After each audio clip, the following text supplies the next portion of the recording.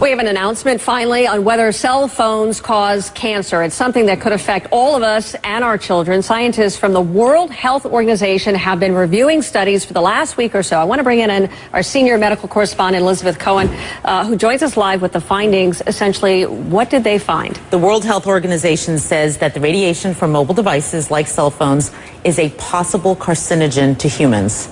This is a very big deal because you and I have done segments about this before. Sure. It has gone back and forth. And this is really the first time that a large group, and it doesn't get any more sort of prestigious in many ways than the WHO, to say that it's a possible carcinogen.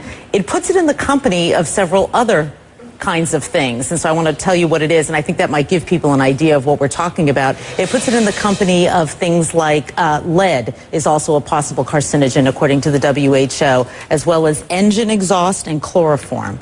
So that sort of gives you an idea of the kind of risk that we're talking about so here. I can't help but ask, I mean, should we be alarmed? Should we be freaking out over this information? You know what? I really hope that people who are listening to me are not freaked out.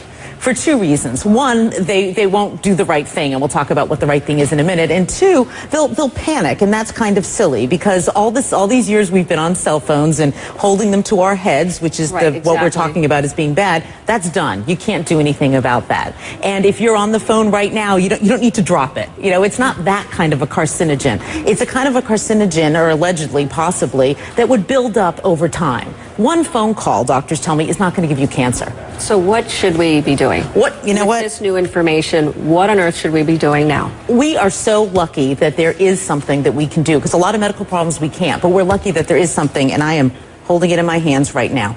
You use a device to keep that phone away from your head. Okay, I'm going to make it very simple.